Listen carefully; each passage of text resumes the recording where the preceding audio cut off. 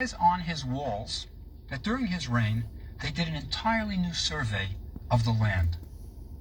Now, a survey is important. Remember that the Nile overflows each year, covering the land on both sides. What that means is you're erasing boundary markers. You know, like a farmer may have had a stone here, a stone there, where his land ends and another guy begins. Well, once you get the inundation, you've got to resurvey, right? And when Khnum-Hotep can say, we resurveyed the land, it shows that there's stability again. It shows that they're back to the good old days of people have land, everybody knows where his place is. That's important. You know, the inundation also really got the Egyptians into mathematics because they had to do some geometry to do resurveying. It's kind of a practical thing, though. They never did mathematics for the abstract sense of just doing math. It was always a practical application. But this survey was important. And during the reign of Amenemhet I, they did the survey. So it's an establishment mentality. These guys are saying, we've arrived, nothing much to prove. And Amenemhet I builds himself a pyramid. Again, they're hearkening back to the good old days of the Old Kingdom. Remember Snefru, the pyramid builder? Almost every time I see something that looks good that the Egyptians are trying to do, I think of Snefru. I think they're looking back to him and saying, he's our model. We're back to those good old days. So he built a pyramid. It's a modest affair, but it's a pyramid. But what's important, the entrance is on the north side. Now, why is the entrance on the north side? Usually the entrance to pyramids are about maybe a third of the way up, roughly, a little less perhaps. And then you get a passageway going down, and then there's inner passageways. But the pyramid entrance is almost always, up until this point, it's almost always at the same place. Why? Because it points to the North Star. Now, the North Star is a star that doesn't seem to move, right? Other stars are circumpolar going around it, but it sort of seems fixed. And the idea was that the pharaoh is associating himself with the fixed, eternal North Star. The pharaoh is going to be forever, immutable, right? Now, Amenemhet I's pyramid has the entrance at the right place, right? North place. That shows its tradition again. We're established, right? So he has this modest pyramid, but on the north, where it should be. You'll see this a little important later. Now, Amenemhet institutes something that's never been done before in Egypt, I believe. What we call co-regency. In the last 10 years of his reign, he says, I'm going to take my son, whose name is Sesostris. We'll get to that. I'm going to take my kid, and I'm going to make him king with me. He's going to be co-regent. We are going to have two kings at the same time. Now, why do that?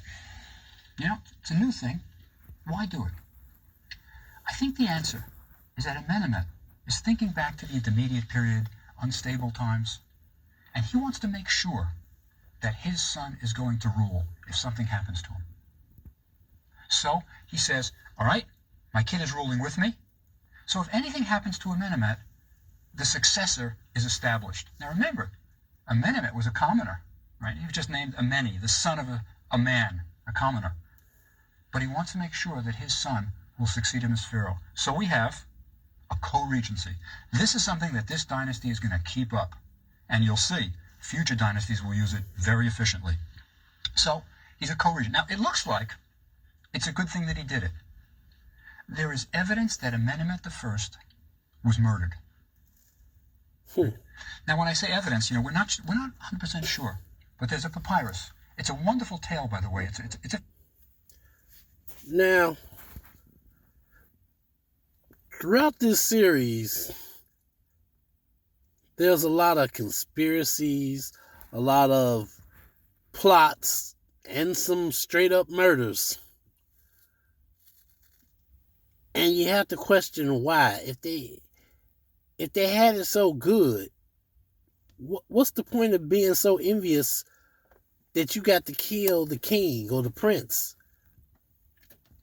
Everybody plays their role, stay in your lane. So, what's the point? I never did get that. You know, I mean, I understand that foreigners come in and they ooh, ah, and we should have that because y'all don't know what to do with it. So they plunder, they kill, they steal. It's not right, but that's how ignorant people are. They always want what they can't have. They always want what they don't have. Simple truth of it is, why can't you get what I have? Why you gotta rob me while my back is turned? Why you gotta finesse me into letting you borrow something and then you never bring it back? Can't you make it your own? Manufacture it yourself? Ask me for the ingredients? Or pay me to make you one so you ain't got to steal mine? But that's not how conquerors do. They want everything. They want the manufacturing process. They want the blueprints to the building. They want it all. All the treasures in the storehouse.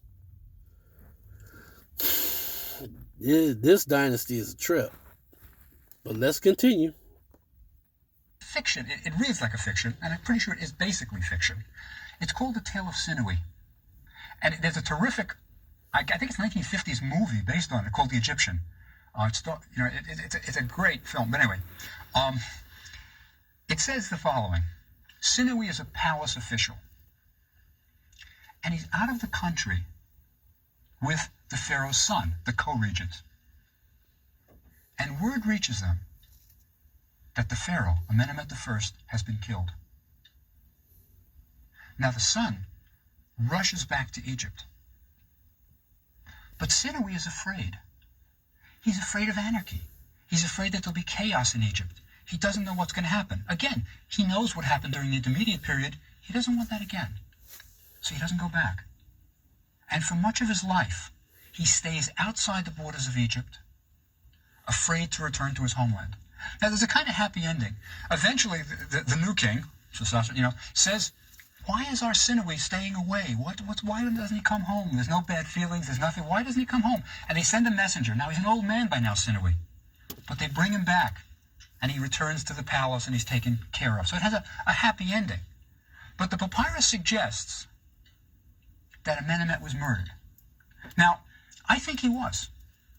I'll tell you why. And remember I said that this is a dynasty that learns how to manipulate the press. They use literature for their own purposes. Well, there's another document, which is supposedly the advice of Amenemhet I, written by Amenemhet I, for his son. Sort of wisdom literature. This is how you run a country, kid. Right? Now, I think it was written by the son, not by the father. I think Sesostris really wrote it after the father was dead, and you'll see why. Let me read you a little section, and I'll tell you something about this one. It's pretty cynical.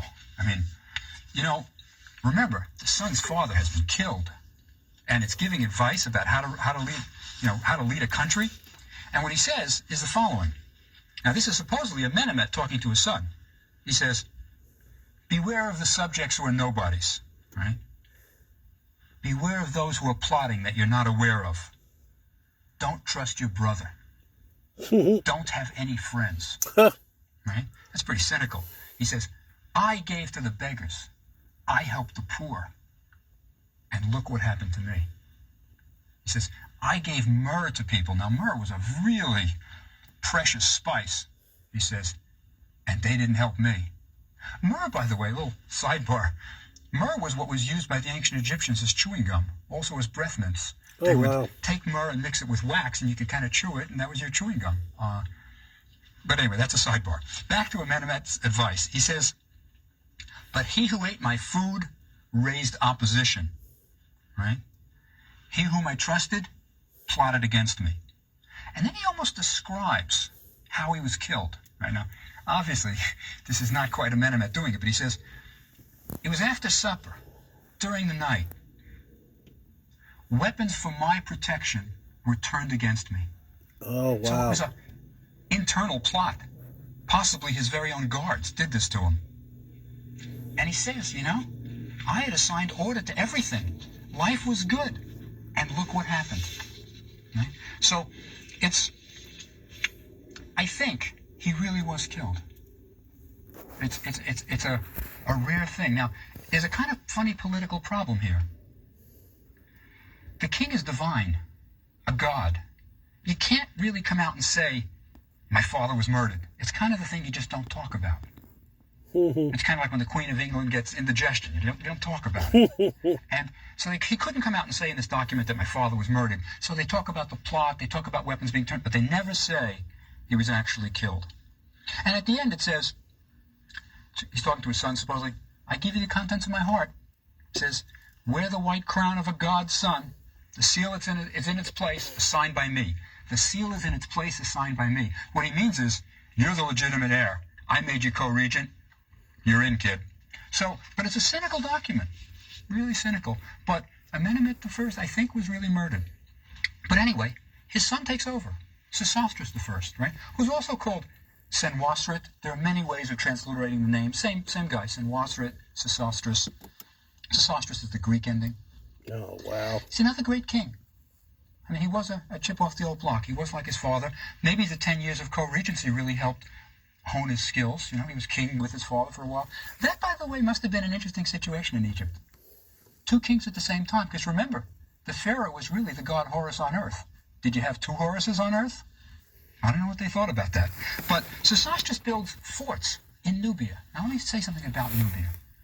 Remember that Nubia is the equivalent of the Sudan. Equivalent of the Sudan, right? They didn't have firm borders.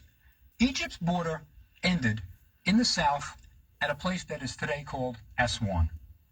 It's a natural border. Why? There are big boulders in the water, in the Nile. A cataract, it's called. And that's where Egyptian soil sort of ended. And Nubia began. Now remember, Nubia is not what the ancient Egyptians called it. That's a later word. They called it Cush. That's biblical Cush, right? The Cush of the Bible. So Cushite. He builds forts in Nubia because he wants to control the gold and the trade. Now, he builds forts fairly far south. At a place that today is called Wadi Halfa, there's another big cataract. Now, I have heard of the Cushites in the Bible. And throughout this series, you will definitely hear more references to the Bible. It's a very important book. But the history, how the Bible came about, in my opinion, goes way beyond the Israelites. Because the Israelites was the later name for the black nation. It wasn't the original name. So I still have questions myself as to what were we called as a people before we became the Israelites, the nation of Israel. It gets deep. Some people might not care. Some people curious, just wanting to know.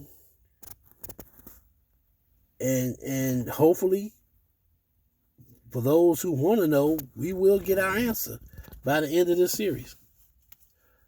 Well, guys, it's been real. Thanks for stopping by. We'll chat later.